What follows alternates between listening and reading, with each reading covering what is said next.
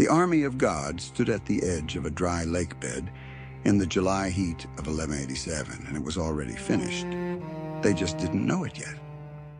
30,000 Crusader soldiers, the largest Christian military force the Latin East had ever assembled, were surrounded on a volcanic plateau called the Horns of Hattin. The water was gone, the grass was burning, the smoke was in their eyes, and Saladin, Sultan of Egypt and Syria, commander of a unified Islamic empire that had taken him 20 years to forge with diplomacy, assassination, patience, and calculated war, sat on his horse on the ridge and watched them collapse.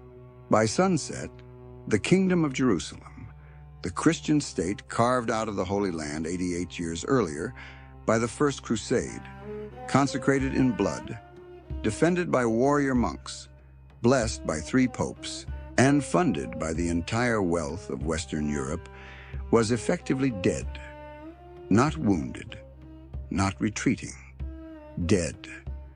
The Crusaders lost nearly their entire fighting force in a single afternoon, and what happened in the 3 months that followed would shake the medieval world to its foundations.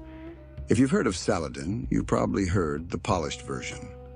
The noble Muslim warrior, the chivalrous enemy, the man who wept when he recaptured Jerusalem and spared the innocent, where the Crusaders had massacred them. That version is real, partly, but it was also, in large measure, a story Saladin's own court historians helped construct. A strategic narrative designed for the Muslim world, for Christian Europe, and for the centuries that came after. The story you haven't heard is the one about what it actually cost, what Saladin had to become to get there, what the Knights Templar knew and chose to bury, what the Kingdom of Jerusalem did to itself from the inside, and why, 88 years after Christians planted a cross on the Dome of the Rock, the whole structure collapsed in less than 1 summer. Before we go any further, if you're the kind of person who thinks history's most dangerous stories are also its most important ones, subscribe. This channel doesn't do the comfortable version. Let's start where the Templars would prefer we didn't. The year is 1185, 2 years before Hattin. Jerusalem is still in Christian hands, but the kingdom is eating itself alive. The king, Baldwin the Monk, is dying. He has been dying for years, slowly, publicly, and without mercy, from leprosy. He has ruled from behind a silver mask, conducted military campaigns from a litter, dictated policy with hands he could no longer fully feel. He is 24 years old and has no heir. What he does have is a court full of people who have been quietly planning for the moment he stops breathing. The problem isn't just the succession, it's the faction war underneath it. On one side, the old nobility of Outremer, the families that had been there for generations, who understood the region, who had built delicate networks of truce and trade with their Muslim neighbors, who knew that survival in the Holy Land required something more sophisticated than a war that never ended. On the other side, the newcomers, the ambitious, the men who had arrived from Europe with no property, no title, and nothing to lose. Men like Guy of Lusignan, handsome, politically useless, chronically overconfident, who had married Baldwin's sister Sibylla and was now positioned one sick king away from the throne. And then there were the Templars. The Knights Templar were not, by 1185, simply warrior monks. They were a military corporation with banks across Europe, a fleet of ships, castles across the Holy Land, and financial tentacles reaching into the treasuries of kings. They had their own Pope-granted exemptions from local church authority. They answered, theoretically, to Rome alone. In practice, they answered to whatever combination of ego, theology, and financial interest controlled their leadership at any given moment. Their Grand Master in LM85 was Gerard of Rydfort, and Gerard of Rydfort may be the single most consequential bad decision-maker in the entire history of the Crusades. Remember that name. But to understand how Jerusalem fell, you have to understand why Saladin was able to do what no Muslim leader had managed to do for nearly a century. And that requires going back even further, to the world Saladin inherited. The Muslim world in the mid-12th century was not a united front. It was a collection of fractured principalities, competing dynasties, theological disputes, and personal vendettas. The Crusaders had actually benefited enormously from this fragmentation. A unified Muslim response to the First Crusade might have pushed the invaders back into the sea within a generation. Instead, the Latin states survived because their enemies were too busy fighting each other. Saladin understood this. He had been watching it his entire life. Born in Tikrit in 1137 or 1138, the sources disagree, Saladin came from a Kurdish military family in the service of the Zengid dynasty of Mosul. He was not born to independent power. He was born to serve other men's ambitions. His rise was slow, deliberate, and built on a foundation of something rarer than military talent: political intelligence. His uncle Shirkuh was a general serving Nur ad-Din, the most powerful Muslim ruler of the era, and the man who had spent his career trying to unite the Muslim response to the Crusades. Nur ad-Din sent Shirkuh and a young Saladin alongside him into Egypt on a military mission in 1163. The Fatimid Caliphate ruling Egypt was weak, divided, and being courted simultaneously by the Crusaders and the Zengids. Whoever controlled Egypt controlled the resources to eventually dominate the entire region. 3 military campaigns later, Shirkuh was vizier of Egypt. When Shirkuh died in 1169, 2 months into the job, Saladin replaced him. He was 31 years old in a foreign country, surrounded by enemies, holding a title under a Fatimid caliph, whose dynasty he would eventually dismantle, ostensibly serving a Zengid master in Syria who trusted him about as far as he could throw the pyramids. What Saladin did next is the real story, not the battles, the architecture. Within a year, he had neutralized the Fatimid military establishment. Within 4 years, the Fatimid caliph was dead, and Saladin had declared Egypt under Sunni rule, a theological realignment that resonated across the Muslim world. He had taken one of the wealthiest territories in the medieval Mediterranean and pointed it like a weapon north. Then Nur ad-Din died in 1174, leaving a 12-year-old heir and a power vacuum the size of Syria. Saladin moved. What followed was 20 years of politics that the Crusader chronicles barely understood, and the later hagiographies of Saladin deliberately obscured. Because Saladin didn't just fight Crusaders during this period, he fought Muslims. He besieged Muslim cities. He executed Muslim rivals. He made alliances with Crusader leaders when it served him and broke them when it didn't. He was, by every measure, a medieval power player operating in a medieval world. Not a saint, not a simple warrior of faith, but a calculating statesman who happened to believe, genuinely, deeply, that recovering Jerusalem was both a religious obligation and the political act that would cement his legitimacy forever. By 1186, he controlled Egypt, Syria, northern Mesopotamia, and parts of Yemen. The Latin states of Outremer were surrounded on 3 sides. He needed one thing to finish the job: a reason, a justification that would satisfy Islamic law, hold together his coalition, and frame the coming war not as conquest, but as righteous response. Renaud of Chatillon handed it to him. Renaud was a Crusader lord who operated out of the castle of Kerak, south of the Dead Sea. He was, Even by the brutal standards of his time and place, a man with no instinct for restraint and no interest in the delicate balancing act that kept the Kingdom of Jerusalem alive. He had already served 17 years as a prisoner in Aleppo, captured for raiding Byzantine territory in peacetime, held because no one particularly rushed to pay his ransom. He came back from captivity not chastened, but harder, more erratic, more dangerous.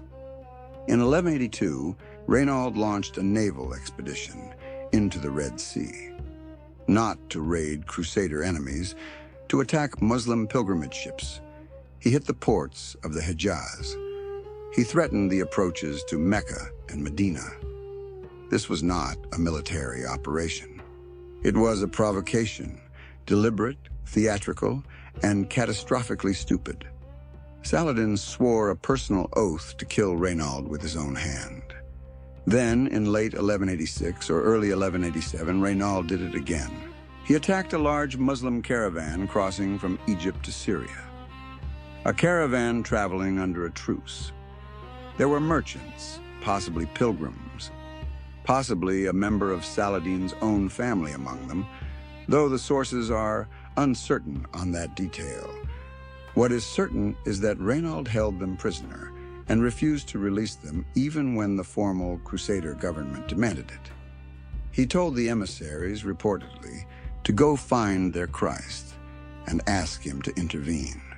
Saladin had his reason. The Kingdom of Jerusalem in 1186 was also in the middle of a constitutional crisis that had managed to be both petty and suicidal at the same time. Baldwin IV had finally died. His young nephew, Baldwin V, survived him by months before dying as well, likely of illness, possibly of something more deliberate, though that particular accusation was never proven and was certainly circulated with political purpose. Sibylla, Baldwin IV's sister, was now the key to the throne, and Sibylla wanted Guy of Lusignan to be king. The old nobility resisted. They knew Guy was incompetent. They had watched him fail every test of leadership he'd been given. They tried to annul the marriage. They offered Sibylla the crown if she would set Guy aside. She agreed. She got herself crowned. Then she used her first act as queen to crown her husband. There was nothing legally they could do. The crown sat on his head. Raymond III of Tripoli, one of the most experienced, most politically sophisticated of the old Crusader nobility, was so disgusted that he made a separate, private truce with Saladin. Not betrayal, exactly. Survival politics. He had a territory to protect, and a king he didn't trust with a lance, let alone an army. This is the kingdom Saladin was about to fight. A divided court, an incompetent king, a faction of reckless lordlings, and the Templars, with Gerard of Rochefort at the top, nursing a personal grudge against Raymond of Tripoli that went back years to a broken marriage agreement, and capable of letting that grudge dictate military decisions that cost hundreds of men their lives. In the spring of 1187, Saladin sent a mounted reconnaissance force, several thousand cavalry, through Raymond's territory under the terms of their truce. Raymond had to permit it. He did, and he warned the other Crusader lords that the force was coming. He told them not to engage. The Templars engaged. Gerard of Rochefort led a charge at the springs of Cresson. With roughly 140 knights and several hundred infantry against a Muslim cavalry force that outnumbered them perhaps a 10 or 15 to 1. Every historical account agrees on what followed. The infantry broke. Nearly every knight was killed or captured. Gerard survived. Some of the chronicles can barely contain their contempt for how he survived, and rode back to Jerusalem. The battle was a minor tactical event. The political damage was catastrophic. Raymond's truce with Saladin was exposed as useless. It hadn't protected anyone, and now it looked like collaboration. The old nobility's argument for patience and strategic restraint was drowned out by anger. And Saladin, watching from across the Jordan, saw exactly what he needed to see. A kingdom that could not agree on how to fight, led by men who couldn't resist the impulse to fight badly. He crossed the Jordan in June 1187 with an army later estimated between 12 and 20,000 men. The exact number matters less than the organization. This was a unified force, well supplied, strategically commanded, drawn from his entire empire. Guy of Lusignan assembled the largest Crusader army ever fielded in the history of Outremer. He had stripped every castle and garrison in the kingdom. Around 1,200 knights, perhaps 10 to 15,000 infantry. The true cross, the relic believed to be the actual wood of Christ's crucifixion, was carried with the army as both a spiritual shield and a declaration of what was at stake. Raymond of Tripoli, now reconciled to the kingdom out of necessity, counseled strongly against moving. Their position at Sephiroth was defensible. They had water. Let Saladin come to them, Raymond argued. Force him to attack across open ground. Make him pay for every yard. It was the correct military advice. Saladin knew it was the correct military advice. So Saladin took the one town that would make it impossible for the Crusaders to stay still. He besieged Tiberias on the Sea of Galilee, where Raymond's own wife was holding the citadel. Raymond looked at the military council and said, "Don't move. My wife can hold. Tiberias can be retaken after the campaign. Do not march into the Galilean hills without water in July." Even Raymond could see the trap clearly enough to sacrifice his own wife to avoid it. But the Templars couldn't let it stand.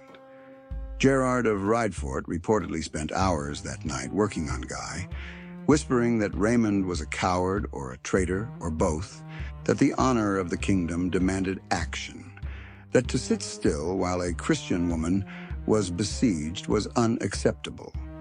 In the morning, the army marched. The route from Sephiroth to Tiberias crossed roughly 15 miles of volcanic plateau in July. No rivers. One well at a village called Hattin that Saladin's forces occupied before the Crusaders could reach it. The Muslim cavalry harassed the column constantly, not to break it, but to slow it, exhaust it, drain its water, and prevent it from ever reaching the lake. By nightfall of July 3rd, the army had stopped.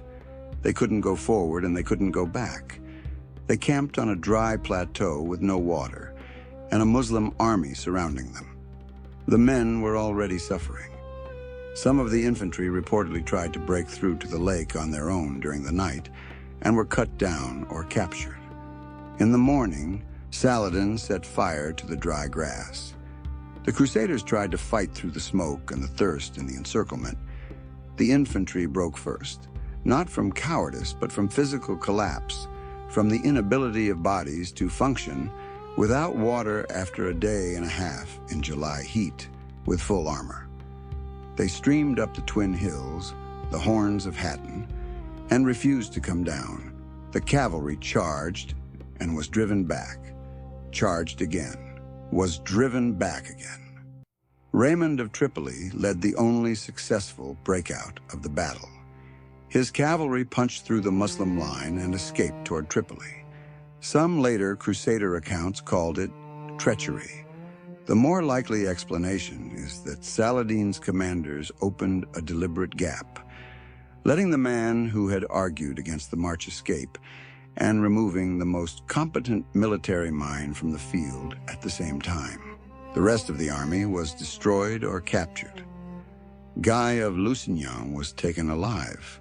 The true cross was captured.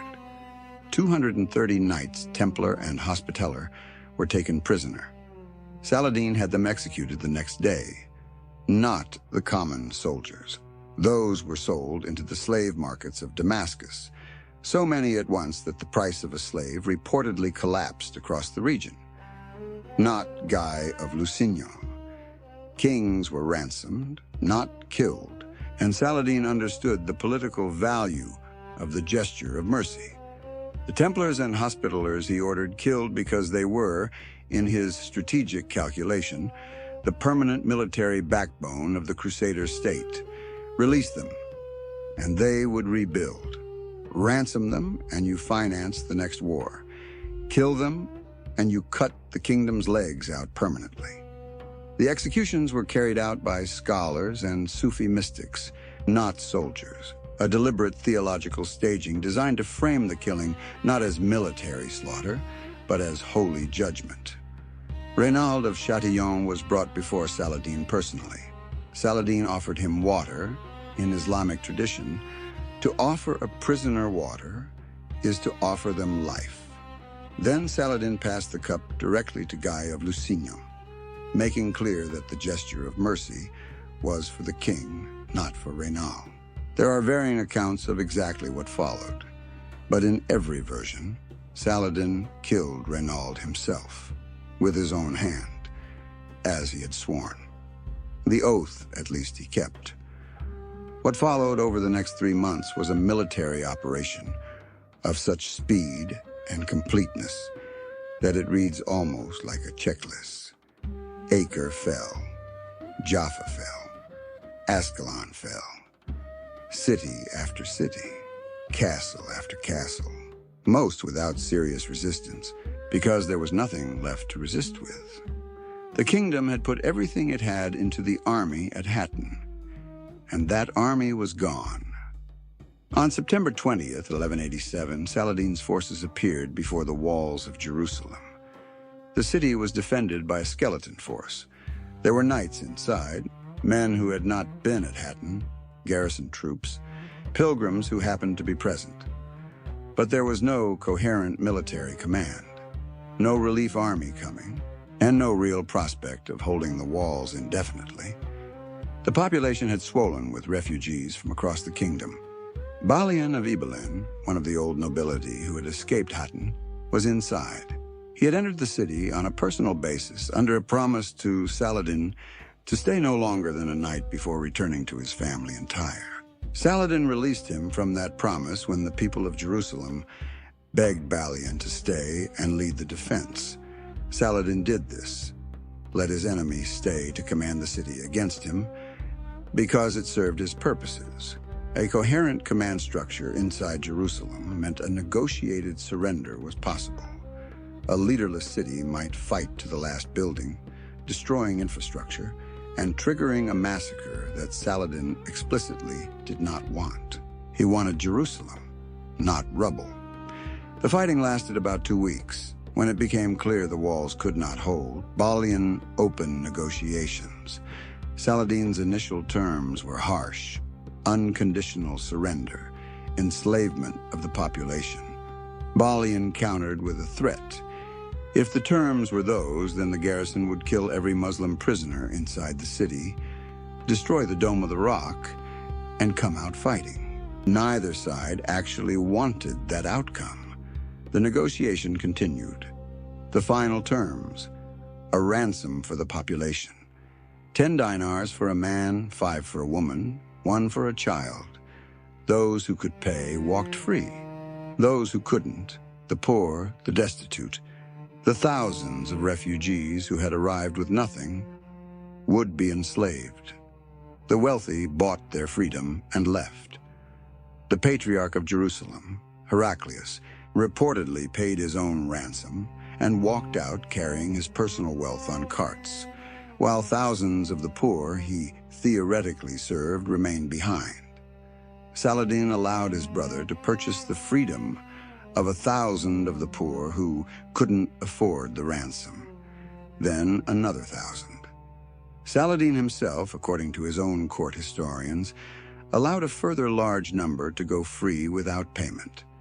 How many remained and were enslaved? The sources disagree.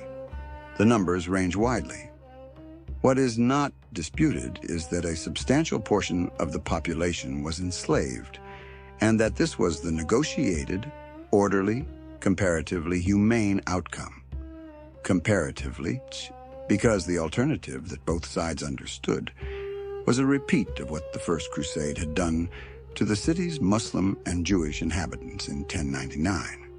On October 2nd, 1187, Saladin entered Jerusalem. The cross on the dome of the rock was taken down. The call to prayer was made from the mosque that had been the Crusaders' palace.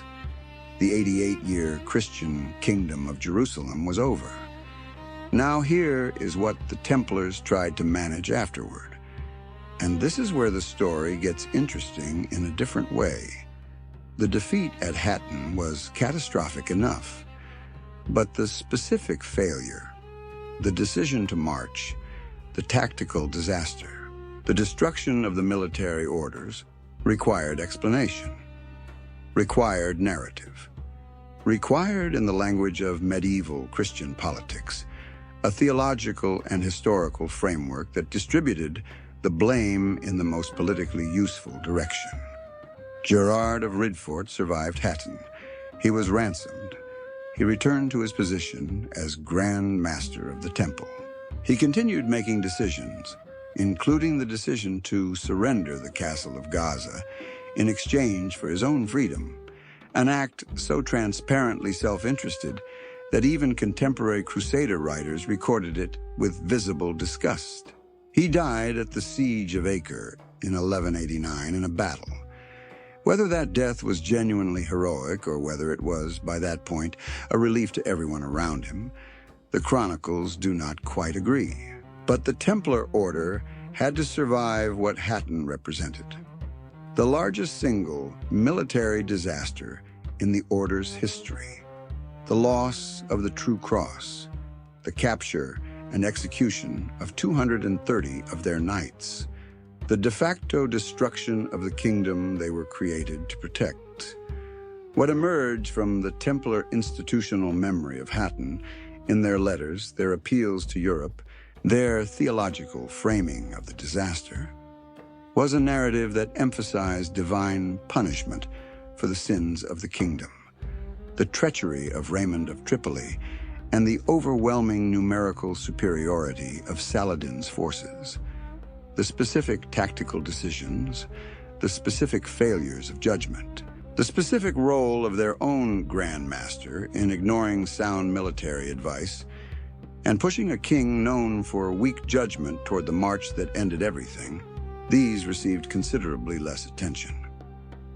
Raymond of Tripoli died before the end of 1187, reportedly of pleurisy, which saved everyone the embarrassment of a proper accounting. He became, conveniently, a more useful villain after his death than he ever could have been tried as one during his life. The True Cross was never recovered. Despite subsequent negotiations, despite decades of crusade effort, despite the ransom offers and the diplomatic pressure, Saladin never returned it, and after his death, it seems to have simply disappeared from the historical record.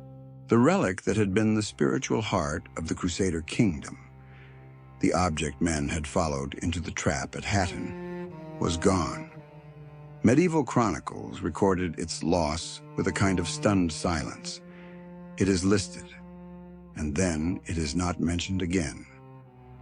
Saladin died in 1193, 6 years after Hattin. He had spent the intervening years fighting the Third Crusade, the massive European response led by Richard III of England, Philip II of France, and various other rulers who arrived after the shock of Jerusalem's fall, rippled back across the continent. Richard's campaign was remarkable. He won at Arsuf. He rebuilt the Crusader coastal cities. He came within striking distance of Jerusalem twice, and both times turned back. Not because he lacked courage, but because he was a sufficiently good general to understand that retaking Jerusalem without the resources to hold it was pointless. He negotiated a treaty with Saladin in 1192 that left Jerusalem in Muslim hands, but guaranteed Christian pilgrims access to the holy sites. Then Richard went home. Then Saladin died. At the time of his death, Saladin's personal treasury reportedly contained just enough gold to pay for his funeral, with almost nothing left over. he had given it away. To his soldiers, to the poor, to the functioning of his empire. Whether this was genuine personal asceticism or deliberate political theater, it became the core of his legend immediately after his death. The noble sultan who died with nothing. The conqueror who wept when he took Jerusalem and spared those his enemies had slaughtered. His empire fractured almost immediately after he was gone. His sons and brothers began fighting for the pieces. Within a generation, the unified Islamic political force he had spent 20 years constructing had dissolved back into the factional warfare it had always been. The Crusaders took advantage. They held on. They rebuilt. They would maintain a presence in the Holy Land for another century, not in Jerusalem, but in the coastal cities, in Acre, in the remnants of Outremer. Acre finally fell in 1291. When it did, the Knights Templar made their last stand in their fortress by the sea. They held it for days after the rest of the city was lost. When the walls finally came down, the order effectively died with the city. Though the official dissolution came later, under circumstances even more savage and more political, engineered by a French king who wanted their money and a pope too weak to stop him. But that is another story for another time. Here is what remained after Hattin. What the story actually cost. The Kingdom of Jerusalem, built on the claim that God had given Christians a mandate to hold the holy places, turned out to be a kingdom like any other, sustained by military force, political cohesion, and the ability to make correct decisions under pressure. When the force was exhausted, the cohesion collapsed, and the decisions were catastrophically wrong. The mandate turned out to offer no protection at all. Saladin won not because God was on his side, though he believed that absolutely, but because he had spent 20 years building something his enemies had spent 20 years destroying from the inside. He won because he was patient when they were reckless, because he was unified when they were fractured, because he understood that the trap at Hattin would work, and he understood that Gerard of Rydfort would walk into it, and he built the whole strategy around that one insight. The lesson the Templars preferred to take from the disaster was theological. The kingdom had sinned, and God withdrew his favor. The lesson they did not want examined too closely was institutional. The men at the top had failed, and everyone underneath paid the price. The true cross still hasn't been found. Saladin's tomb is in Damascus. It has been maintained, damaged, restored, and maintained again across 8 centuries. When Kaiser Wilhelm II visited in 1898, he reportedly left a bronze laurel wreath. The wreath is now in the Imperial War Museum in London. Someone at some point decided it belonged there instead. History tends to work out that way. The winners write the story they need. The losers write the story that protects them. And the actual accounting, who decided what, who knew what, who walked into the trap with their eyes open and let everyone else pay for it. That version lives in the margins of the chronicles, in the letters that were never meant to be read widely, in the careful silences of men whose reputations required the convenient version to survive. Hattin wasn't the end of the Crusades. It was the moment when the entire project revealed what it had always been underneath the theology and the heraldry and the warrior monks and the sacred relics. A medieval state with medieval politics, medieval corruption, and medieval consequences for medieval failure. And the Templars, for all their power and all their secrecy and all the legends that would accumulate around them for centuries, could not erase the one truth that the July heat at Hattin made permanent. They had the chance. They had the army. They had the water and the position and the advice and the time. They chose to march anyway. If this is the kind of history that keeps you awake at night. Not the comfortable version, but the one with the real accounting underneath. There are more stories like this one. Subscribe and come back. The archive runs deep, and very little of it is clean.